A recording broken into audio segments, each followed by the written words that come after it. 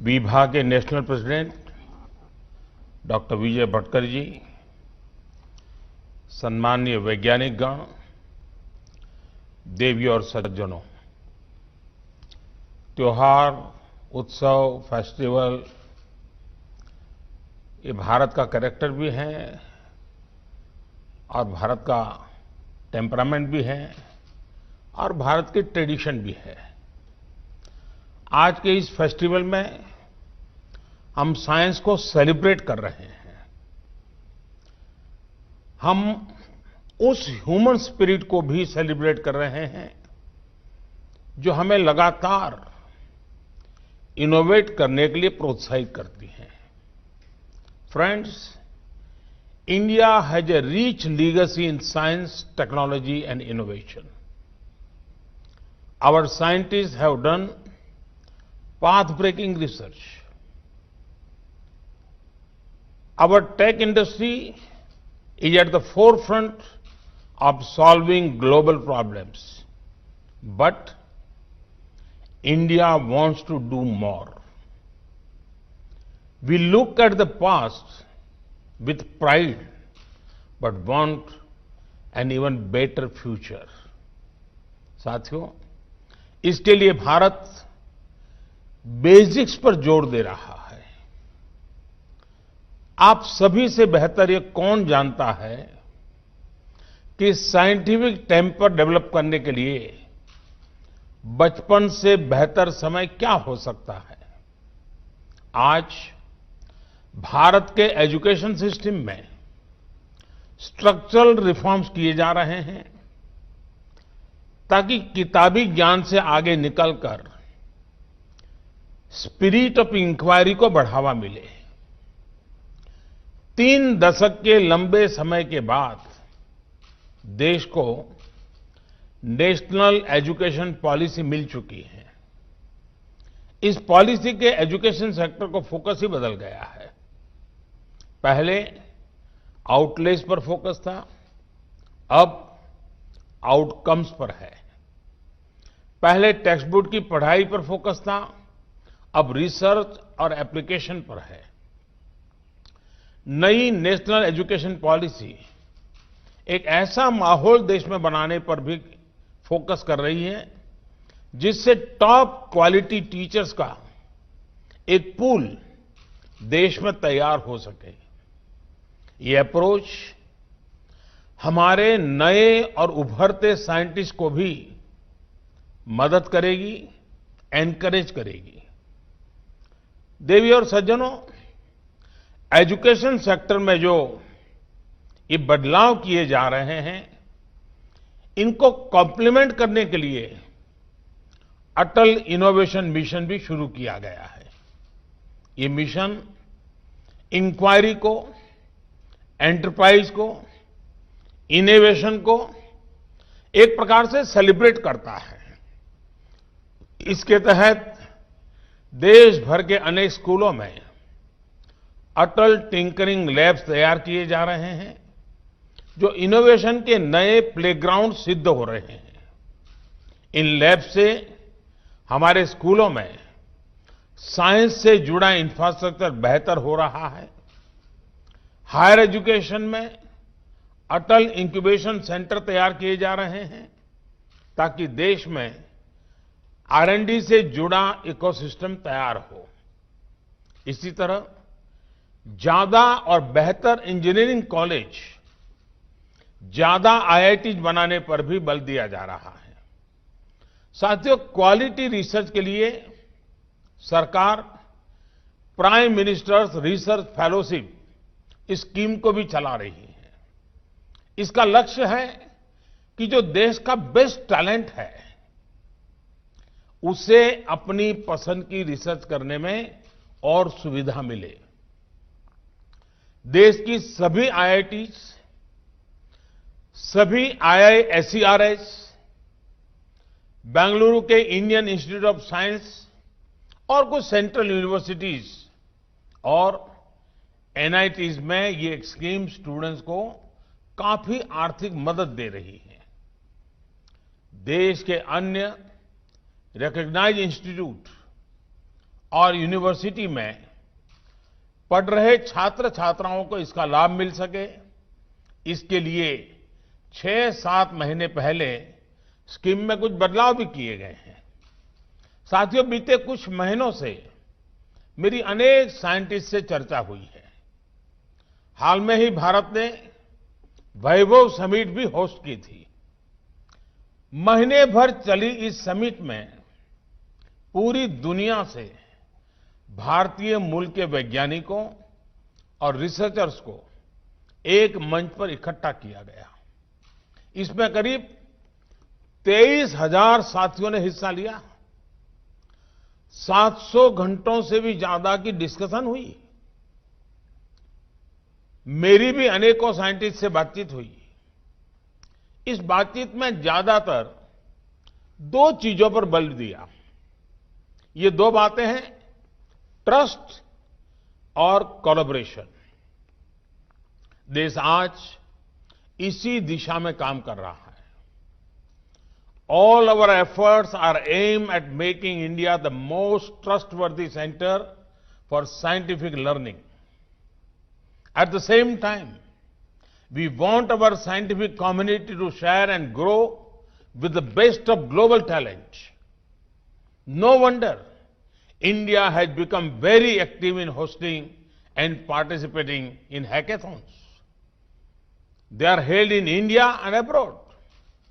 It gives both exposure and opportunity to our scientists. साथियों, science और technology तब तक अधूरी है जब तक इसका बेनिफिट और एक्सेस हर किसी के लिए संभव ना हो। बीते 6 साल में युवाओं को अवसरों से कनेक्ट करने के लिए देश में साइंस एंड टेक्नोलॉजी के उपयोग का विस्तार किया है। साइंस एंड टेक्नोलॉजी अब भारत में अभाव और प्रभाव की खाई को भरने का एक बड़ा ब्रिज बन रही है। इसकी मदद से पहली बार गरीब से गरीब को भी सरकार के साथ, सिस्टम के साथ सीधा जोड़ा है। डिजिटल टेक्नोलॉजी से सामान्य भारतीयों को ताकत भी दी है और सरकारी सहायता की सीधी तेज डिलीवरी का भरोसा भी दिया है। आज गांव में इंटरनेट यूजर्स की संख्या शहरों से ज्यादा है। गांव का गरीब किसान भी डिजिटल पेमेंट कर रहा है। आज भारत की एक बड़ी आबादी स्मार्टफोन आधारित ऐप से जुड़ चुकी है। आज भारत ग्लोबल हाईटेक पावर के इवोल्यूशन और रिवोल्यूशन दोनों का सेंटर बन रहा है। साथियों, भारत अब विश्व स्तरीय शिक्षा, स्वास्थ्य, कनेक्टिविटी, गरीब से गरीब तक, गांव-गांव तक पहुंचाने के लिए हाईटेक सॉल्यूशंस बनाने और अपनाने के लिए तत्पर है। भारत के पास हाईटेक हाईवेज के लिए डेटा, डेमोग्राफी, डिमांड और इन सबको संभालने के लिए संतुलन और संरक्षण देने के लिए डेमोक्रेसी भी है। इसलिए दुनिया आज भारत पर इतना भरोसा कर रही है। साथियों, हाल में डिजिटल इंडिया अभियान का और विस्तार करने के लिए पीएम वाणी स्कीम भी शुरुआत की गई है। इससे पूरे देश में पब्लिक स्पेस में सबके लिए क्वालिटी वाईफाई कनेक्टिविटी संभव हो जाएगी। इसका सीधा लाभ साइंस को भी होगा, क्योंकि देश के गांव का युवा भी दुनिया की बेस्ट साइंटिफिक नॉलेज को आसानी से हासिल कर पाएगा। साथियों, हमारे देश में water scarcity, pollution, soil quality, food security जैसी अनेक चुनौतियां हैं, जिनका आधुनिक हल साइंस के पास है। हमारे समंदर में जो वाटर, एनर्जी और फूड का खजाना है, उसे तेजी से एक्सप्लोर करने में भी साइंस की बड़ी भूमिका है। जिस तरह हमने स्पेस के सेक्टर में सफलता पाई, वैसे ही हमें डीप सी के क्षेत्र में भी सफलता पानी है। भारत इसके लिए डीप ओशन मिशन भी चला रहा है। साथियों, साइंस जो कुछ हम नया हासिल कर रहे हैं, इसका लाभ हमें कॉमर्स में, व्यापार कारोबार में भी होगा। अब जैसे स्पेस सेक्टर के रिफॉर्म्स किए गए हैं, इससे हमें अपने युवाओं को, देश के प्राइवेट सेक्टर को भी आसमानी नहीं, असीम अंतरिक्ष की बुलंदियां छूने के लिए एनकरेज कर रहे हैं। जो नई प्रोडक्शन लिंक इंसेंटिव स्कीम है, इसमें भी साइंस और टेक्नोलॉजी से जुड़े सेक्टर्स पर फोकस रखा गया है। ऐसे कदमों से साइंटिफिक कम्युनिटी को बल मिलेगा, साइंस और टेक्नोलॉजी से जुड़ा इकोसिस्टम बेहतर होगा। इससे इनोवेशन के लिए ज्यादा रिसोर्स जनरेट होंगे। इससे साइंस और इंडस्ट्री के बीच पार्टनरशिप का एक नया कल्चर तैयार होगा। चाहे हाइड्रोजन इकोनॉमी हो, ब्लू इकोनॉमी हो, या फिर आर्टिफिशियल इंटेलिजेंस का उपयोग हो, नए कोलैबोरेशन से नए रास्ते निकलेंगे। मुझे विश्वास है कि ये फेस्टिवल साइंस और इंडस्ट्री के बीच स्पिरिट ऑफ कोऑर्डिनेशन और कोलैबोरेशन को नया आयाम देगा। Currently the biggest challenge facing science may be a vaccine for COVID pandemic. However, this is a challenge for now. The biggest long-term challenge science faces is to attract high-quality youngsters and retain them. Often, the domain of technology and engineering seems more attractive to the youth than pure science. However, for any country to develop, it needs science to power it. Because, as they say, what is called science today becomes the technology of tomorrow and engineering solution later. So, the cycle must start with attracting good talent into our science domain. For this, the government has announced scholarship at various levels, but it needs a big outreach from within the science community as well. The excitement surrounding Chandrayaan mission was a great starting point. We saw lot of interest from youngsters. Our future scientists will come from there. All we need to do is inspire them. Friends, through this gathering, I want to invite the global community to invest in India, to Indian talent and innovate in India. India has the brightest minds. India celebrates a culture of openness and transparency.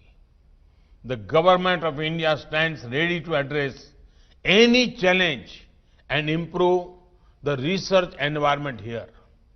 साथियों, विज्ञान व्यक्ति के अंदर के सामर्थ्य को, व्यक्ति के भीतर जो भी बेस्ट है, उसे बाहर लाता है। यही स्पिरिट हमने कोविड वैक्सीन के लिए काम करने वाले हमारे वैज्ञानिकों में देखी है। हमारे वैज्ञानिकों ने कोरोना के विरुद्ध लड़ाई में हमें आगे रखा है, बेहतर स्थिति में रखा है। साथियों, 2000 वर्ष पूर्व महान तमिल संत और समाज सुधारक तिरुवल्लुवर जी ने जो सूत्र वाक्य, जो मंत्र दिए गए थे, वो आज भी उतने ही सटीक है, रिलेवेंट है।